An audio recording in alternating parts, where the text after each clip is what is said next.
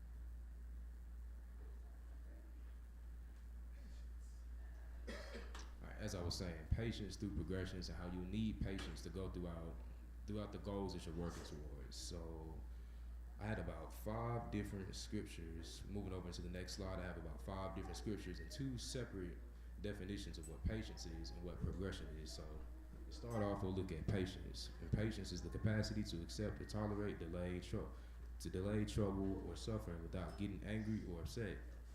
Meanwhile, progression is the process of developing and moving gradually towards a more advanced state.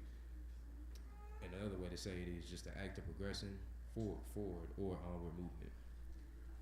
So if we look at James, and this is the first scripture, looking at James 1 verses 2 through 8, I'm going to ask that I can see if I can have a reader to go through that chapter.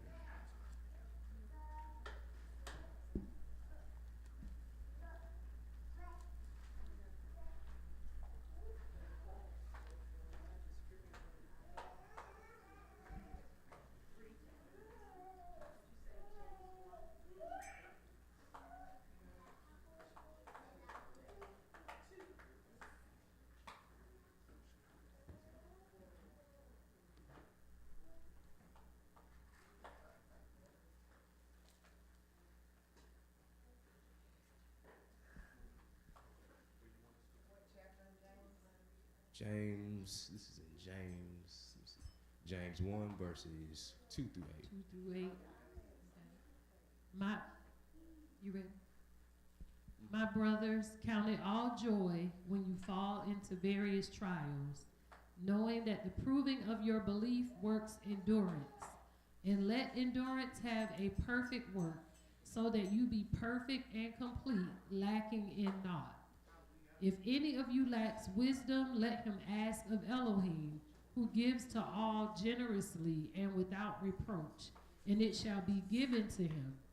But he should ask in belief, not doubting, for he who doubts is like a wave of the sea, driven and tossed by the wind. For that man should not think that he shall receive whatever from the master. He is a double-minded man, unstable in all his ways. You see, in James 1 and throughout every chapter that we'll read, there are going to be different examples shown where patience is shown. And through James 1, we'll see patience through belief and an actual something that I came up with, the actual ingredients for patience, which you'll need to build patience within yourself.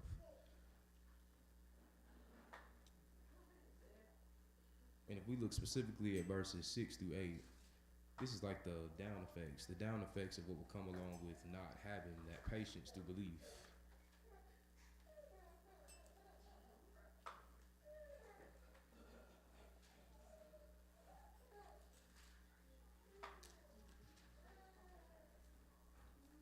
Let's see, the down effects of not having patience through belief, if we're looking through verses 6 and 8.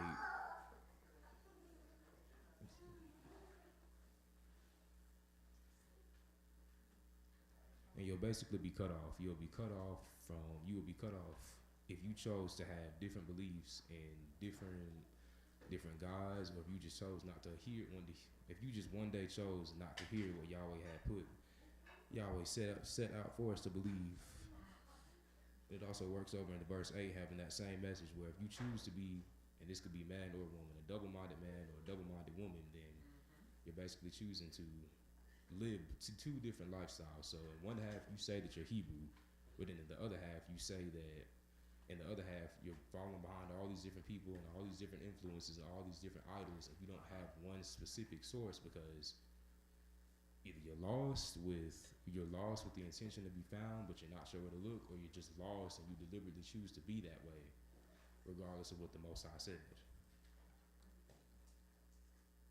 And if we go back up into the upper half of the scripture, in the earlier verses, so 1 through 5, and this is where the mixture of the ingredients for patience comes in. You'll see the 5 different, actually I think it's about 6 different terms mentioned that are repeatedly mentioned throughout those verses. And those terms were endurance, acceptance, tolerance, faith, humility, resilience, and calmness.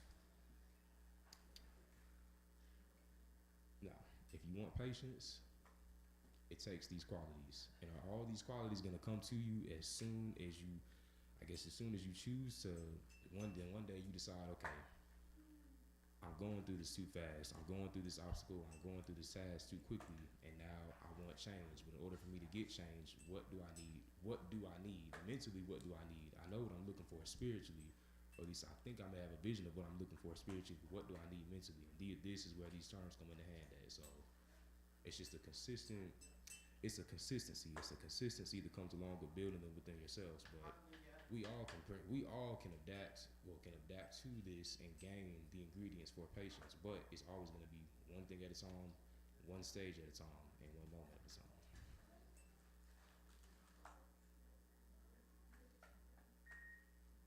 So that's the first ingredient: patience through belief. And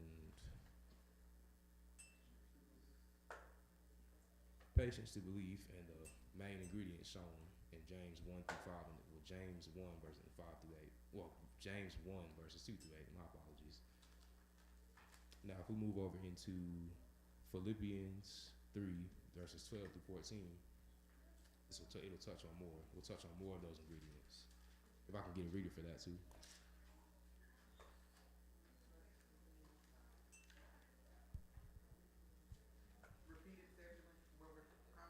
Philippians 3 verses 12 through 14.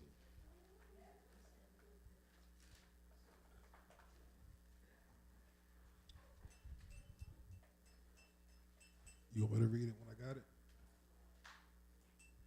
Philippians 3, 12 through 14. Not that I have already received or already been perfected, but I press on to lay hold of that for which Messiah Yeshua has also laid hold of me. Brothers, I do not count myself to have laid hold of it yet, but only this, forgetting what is behind and reaching out for what lies ahead. I press on toward the goal for the prize of the high calling of Elohim in Messiah Yeshua. Philippians 3 verses 12 to 14. This is where, and then throughout this chapter, this is where we'll see patience through acceptance, faith, and resilience. And basically throughout this chapter, and the speaker in this chapter, Paul, the speaker in this chapter, Paul, talks about his own faith in Yahweh. And when you press on and acknowledge that yes, this event may be a part of my past, but faith and patience will let you see that yes, this is something that's a part of my past. But if I continue to trust in Yahweh and trust in where He's leading me, I have no reason to look back or doubt myself and where and the progress that I'm making and where I'm going. And be humble enough to move forward. Well, this is where the humility comes in. That the humility comes through. You'll be humble enough to move forward and know that this did happen, and this was an event in time. This was a point in time where I faced this challenge. And in this case, I'm going to use an example here. My mom, one of the things she's talked about the most here recently was trying to get her side, like I'm gonna call it a side hustle, because that's kind of how I see it, a side hustle of being a DJ and pursuing that goal because it's something that she enjoys to do. But at first she was confused. It seems like she was, from what I saw, she seemed to be confused about who she needed to look to and what resources and what time and attention she would need to put into the resources she need. But even though she was confused, and she know there were times in the past when she talked about doing it, but she had never really got it going because of being afraid of what might happen next. She put those events behind her into the past, and moved ahead into what she was pursuing through this goal of wanting to be a DJ. And knew that even though, yes, there's been times in the past where I said I was going to do it and I didn't go through with it, now I'm ready to move on. Knowing that this is not a fear anymore, this is not a worry anymore, and I can do this. I can get this done.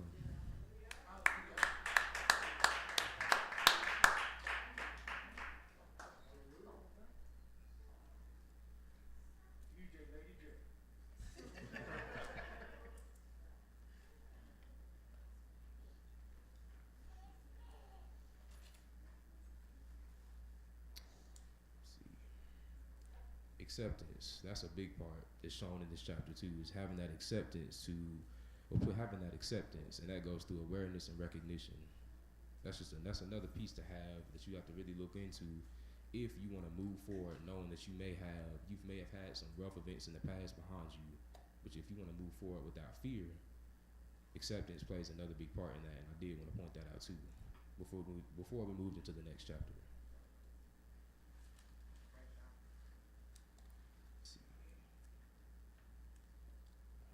James 4:10. Could I get a reader for that one?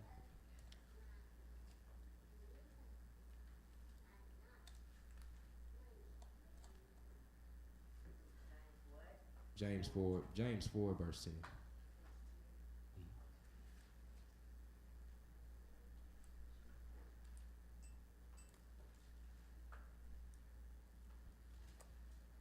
James chapter 4 verse 10. Humble yourselves in the sight of the master, and he shall lift you up.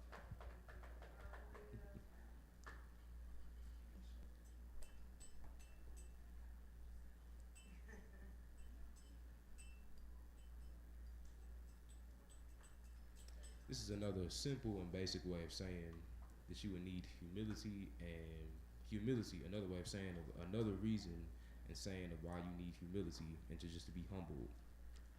Because what Yah wants you to do when you're looking to build your relationship with Him and get closer to Him is have humility. And it's a big part of those ingredients, because if you want a better connection with Yahweh, then understand that you can't pick and choose with what you're willing to do and live by, as we can see in verse 4. Humility takes you a long way. It takes you a long way, and it keeps you in a certain position so you don't jump ahead. And then I'll bring this name up once again, but we all know about Moshe, one of the well-known prophets in the Torah, and how much his name is mentioned and how much he did for the nation of Israel, leading them through the wilderness for 40 years. And we can see that at one point he lost his humility.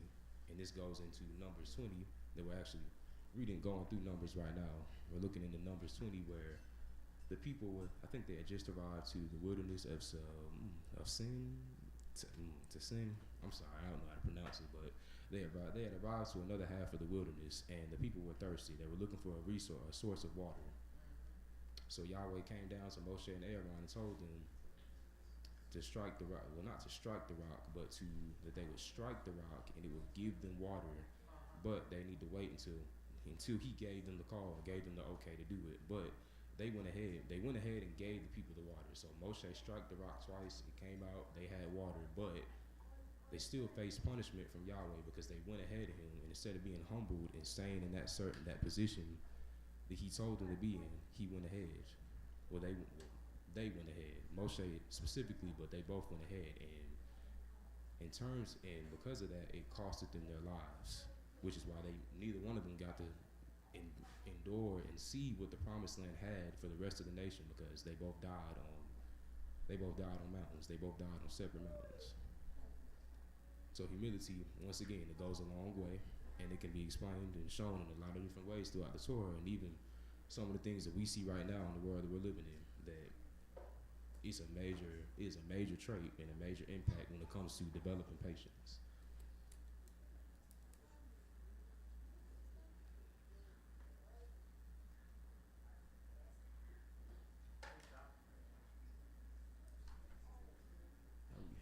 First Peter's 5.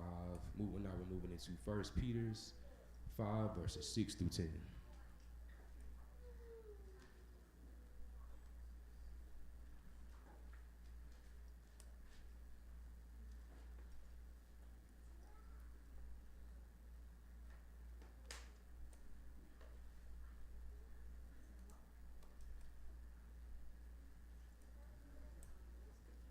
That First Peter 5, 6 through 10.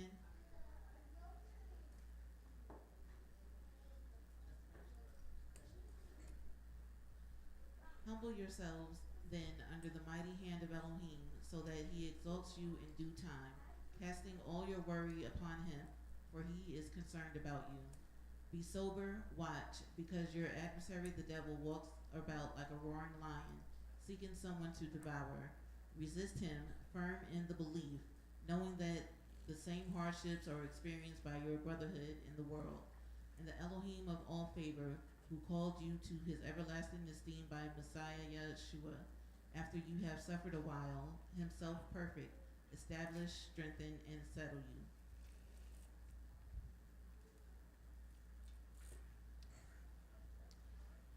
So in 1 Peter's 5 verses 6 through 10, Shaul gives a strong mix of patience, endurance, acceptance, and tolerance to the nation throughout this chapter. And it's basically another way of saying that when you're taking on a time of life that feels rough with plenty of setbacks, it's important to be humbled with faith and calmness.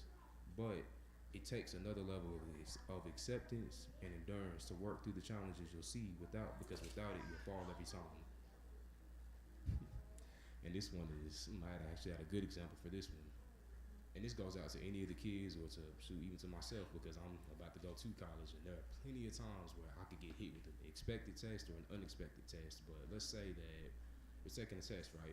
Your teacher lets you know, okay, it's Monday, so we start off on Monday. And the teacher lets you know on that Monday morning when you first walk in, hey, we have a test Friday. I'm gonna give you guys the material tonight, and as you go throughout the week, I want you to study and really look at this. So, and it doesn't matter what grade you're in, 1st grade, 2nd grade, 4th grade, 8th grade, 10th grade, doesn't matter. If you take that time to really study the material and grasp what you need for the test, so that when Friday comes, you know you're ready. But then you get to Friday, you take the test, your teacher gives you back the grade at the end of class before you leave, and even though let's say you spent 3 hours, 4 hours every night studying this material, and you come out on that and you leave that test with a 60 or 65.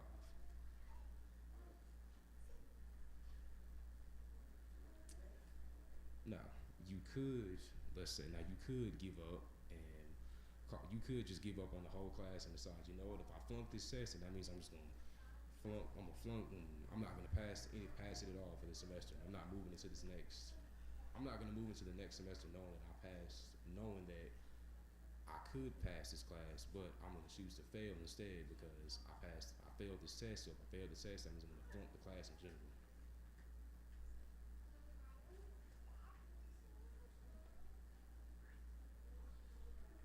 this is where patience through endurance and resilience is going to play a big part, because you need that. You'll have that physical endurance to go through any task, but if you don't have that mental resilience, then how do you expect to get back up and move on into the next half? And that's what Shaul was telling the people. And we can see any of the challenges if we went back and read Exodus or started over from the beginning in Numbers. We would see all these different challenges that the people went through, from having to go and overtake the. I think there was a different mix of nations that they had to go and overtake. So the Amorites, the Mitzrites, the Moabites, different nations that were sitting in the area and sitting in the land that they needed to get to, but they didn't have enough confidence. They didn't have enough confidence within themselves. And even though Elohim told them to lean on him and allow them to build that confidence within themselves, they didn't, and they tried to go ahead. They got back up and tried to go ahead. That also goes back to that humility and being humble. But resilience plays a big part in building patience, because you're gonna take bumps, you're gonna get knocked down. People are gonna hate on people. People are gonna hate on you, and let's see. I could even go back to last night. Shador Sanders. If any of y'all know who that is, then he's a quarterback in the NFL. He's a quarterback in the NFL, and he gets a lot of hate. There's a lot of hate and a lot of backlash that he receives because of who his father is and what legacy he had, and now people don't want to see him live up to that legacy, and he's being hated on because of that. Like I said, it's more of like I guess you could say, daddy's money or daddy's fame, and this is why you're so famous, and this is why you have all these different things. Just people trying to hate on you, but that goes back to having resilience. Resilience will take you a long way, along with being humble, having faith, tolerance, and just all the different ingredients that you'll need to build patience. This is like the backbone of building patience, because with resilience, any hit that you take, if that backbone is strong, you can get through anything. So I feel like that's another important piece to take note of. If you're going through something right now, you're getting ready to move to the next half in life or to another season in life where you know you're going to need a lot of resilience. Just understand the effects that it will have for you if you choose to build it and maintain it.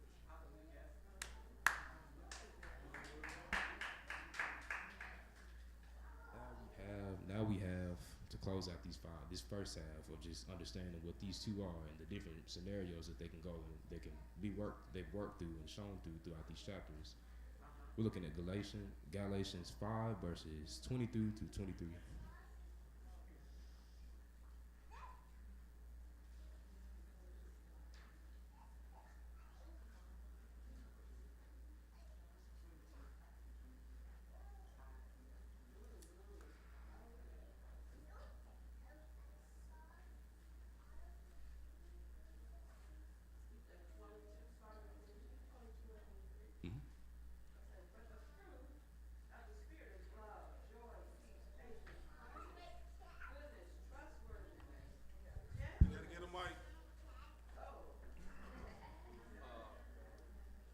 But the fruit of the Spirit is love, joy, peace, patience, kindness, goodness, trustworthiness, gentleness, self-control.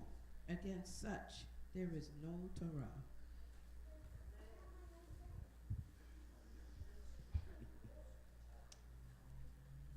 If we looking at Galatians 22 and 23, these are the honestly, this is what I like to call the supporting character traits of patience that are shown through the first fruits of the Spirit.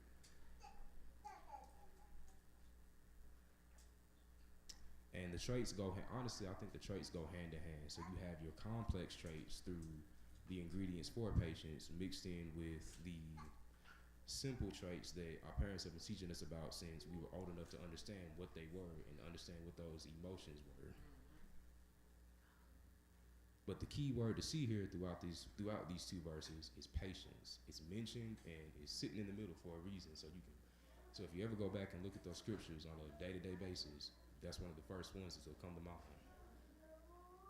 And patience is like a core emotion. It's a core emotion itself. It's a core emotion that we can see and carry throughout ourselves, whether we recognize it or not. So we could be say you're in a tight situation. Before you came here, you were in a tight situation, but instead of letting that situation get you discombobulated and in a completely different state of mind, you chose to have patience, have endurance, have resilience, have acceptance, and carry that patience within yourself so that you can stay within the Shabbat and say and come to get what you came for. Came to come to get what you came for.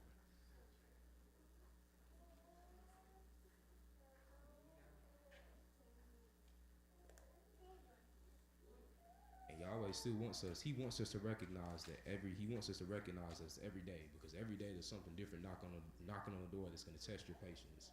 It'll test your endurance. It'll test your resilience. And if you want to overcome it, then you have to look to Him.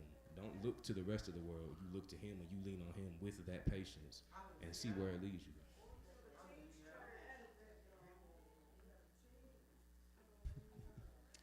And I want to give two examples. One for all the adults in here, or halfway grown adults in here to understand, on top of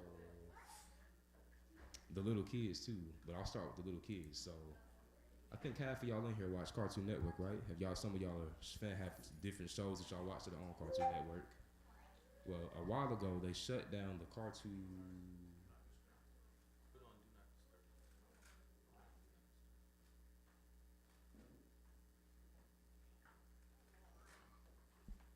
A while ago they banned. I think this was actually 3 months ago, so in the earlier half of this year, they banned the Cartoon Network website, and they shut it down altogether. So you wouldn't be able to go in and watch shows or play the different games that they had going back to the mainstream that you'll watch on cable, YouTube TV, anything like that.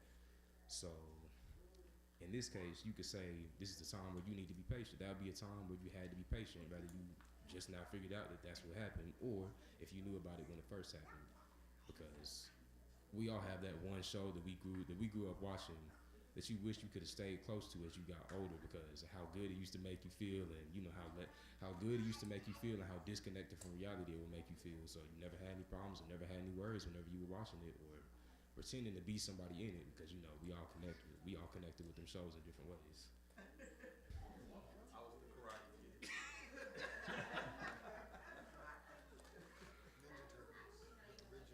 But that's just one way. That's one way that y'all in y'all's age and time could have patience. Now for the adults, I think we all know that some of the dumb stuff that Donald Trump has been doing in office.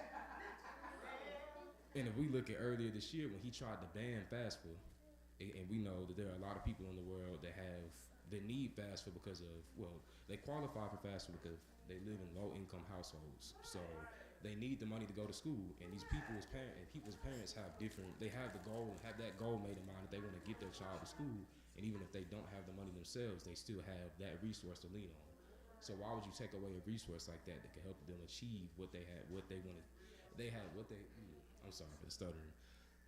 Why would you want to take away a resource that could be the spark for somebody's future, that could open up for that success to somebody's future? And this is a major example of why we have to have patience, because in the process of working towards your goals, that you can see that as a major setback. But if you really want to do it, in this case, if fast food was to get banned or had been banned, you'd have to find a way to go get the money on your own. But if you were going to do that, you would need patience. Patience in your mental, patience in your spiritual, patience in your mental. And that endurance, resilience, and acceptance goes in 3 different ways. The endurance, your mental endurance, your resilience, that backbone for your physical and mental. I think resilience goes both ways, physical and mental. But acceptance for your spiritual, because you know that the Most High is going to lead you in every action that you take to achieve that goal.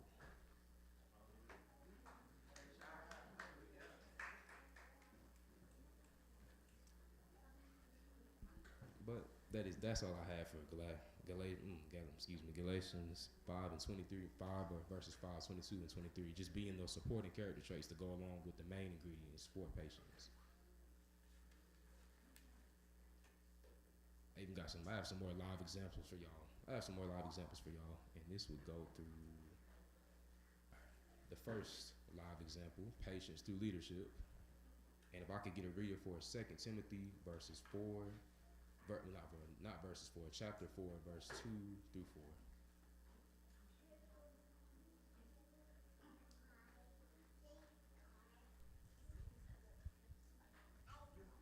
Okay. Preach the word of Yahweh. Be prepared whether the time is favorable or not. Patiently correct, rebuke, and encourage your people with good teaching. For a time is coming when people will no longer listen to sound and wholesome teaching. They will follow their own desires and will look for teachers who will tell them whatever their itching ears want to hear.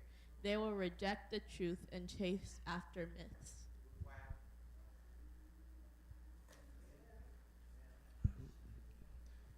James, you're a big example here. You are a major example here. Example here because with you being the head and the leader of this congregation, there had to be a point in time when everybody wasn't always interested in what you had to say when you first took over because, new leadership means, oh, who is this guy?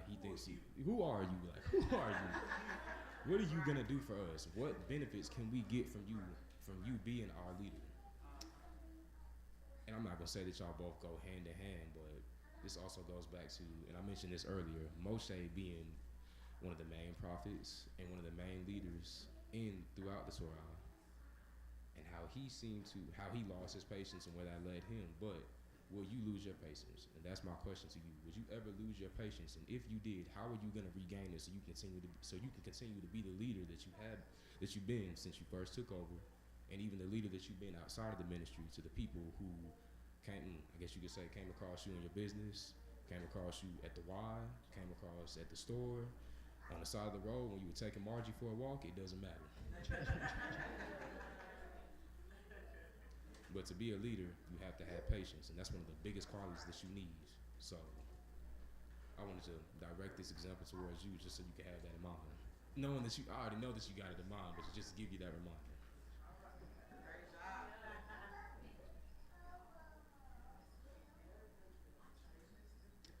See, and now we have our last live example.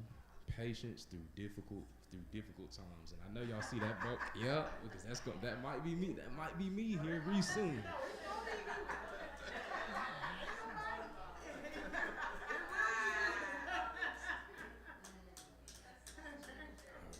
So I'll take this one since it's here in my face. I'll go ahead and read this last chapter. James 5 verses 7 through 8. So brothers, be patient until the coming of the master. See, the farmer waits for precious fruit of the earth, waiting patiently for it until it receives the early and later rain. You too be patient. Establish your hearts, for the coming of the master has drawn near.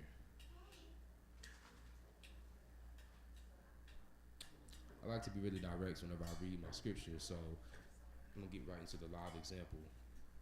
If you're the farmer and you're trying to grow your crops and get your crops ready for that time of the year, say, I think Florida has oranges. Who else? There's some other state fruits. California has, what's their state fruit? Oranges. California, I'm gonna use California and Florida. California and Florida both have oranges. They're an orange state. And a lot of different companies like to look to get their fruit from those states. So if you're the farmer in this case and you need to grow those crops, to harvest those crops and grow those crops, so these people can get their oranges and get them sold to the produce and get them ready in the produce section for us to come and buy, you have to have patience. You can't just expect for your crops to grow after 2 or 3 days of being out there in the field, constantly giving it putting in the right amount of soil, or planting seeds, or giving it the fertilizer, water, making sure it has the right amount of sunlight. It takes patience. And if you try to rush the process, then in this case, the next thing you know, you'll have a bunch of what's the word I'm looking for? Unripened oranges that people aren't going to want to buy. And then if those grocery stores don't get the sales they need, then they're looking back at you. But you could have avoided this all if you would have had patience, and you would have saw the progress in the right way if you carried that patience the right way and used that patience the right way. And another example I had, and this goes back into me, the fact that I know I'll be a broke college student real soon, and I think because half of everybody in here had been through that experience. I think Miss Keisha, you told me about one. I think you told me about some of the tips. You gave me some tips last week whenever I asked you, how do I get through that whenever I do hit that moment in time. But that'll take patience too. And there are a lot of different examples we could use to show patience through difficult times, because there's a lot, because I know we all have personal things that we have to work on within ourselves, and that takes patience. It takes recognition first off, because there's a lot of people out here that choose to walk around acting like they don't have any problems, or think that, and this goes back into a Christianity, they think that just because they join a religion, that means that all their problems have gone away. No, they haven't. If you choose to carry insecurities with you, then how do you expect to grow? And if you put the light on those insecurities, then what do you think you'll need? What do you think is going to happen what do you think is going to happen whenever you're looking for progress, but it's not going the way you want to, because you're missing the key character trait, patience. Let's see. It goes a lot of different ways, y'all. We need patience. Before we do anything else, we need patience. Before we start something new, we need patience. Before we continue on in the situation, we need patience. And look at these 12 tribes behind you. They had to have patience. They needed patience. They carried patience. And even though they did go against Yahweh at times, they came back to him with patience. And that's why they continued on and they progressed.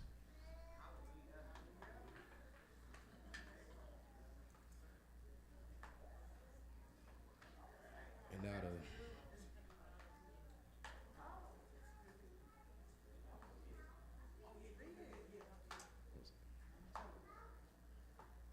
now to wrap this all up, basically what this all comes down to is it's a test. And it's a test to see who wants to climb that ladder that's going to take them into the next level of what they're working towards or what they're looking for, or who's afraid to stay on the ground and be afraid of what's coming next. Now, I'll talk about us as a nation, with us being Hebrew. As Hebrews, we've uncovered the truth to who we are, where we come from, and what we're supposed to believe in and stand by through Yahweh. And the Torah is our physical form of patience against anything we'll face as we continue to climb that ladder and build ourselves and spread ourselves to the people who may be lost and looking for this. And in life, we use patience every day. And I know I've spoke on this before, but we use this every day. That's why you have the success that you have right now, whether it's a college degree, whether it's that promotion at work, whether it's that extra PTO that you got, that extra PTO that your manager gave you through the hard work that he or she can see you putting in. And also just having continued progression and continued success in what you're doing. That also comes along with having patience. So you could wake up tomorrow and you could have this big accomplishment, but then you wonder how you got it. Well, you got it through Yahweh, because Yahweh made it happen. But you also got it through having patience and working towards that achievement. And Shamika and James, I'm gonna pull y'all both into this last example to close this out. We have been talking about getting a new location for Sukkot, and James, I think you said it. You made it clear a couple weeks ago that what's the name of the city that we're going to? I think it's near a beach, somewhere near a beach.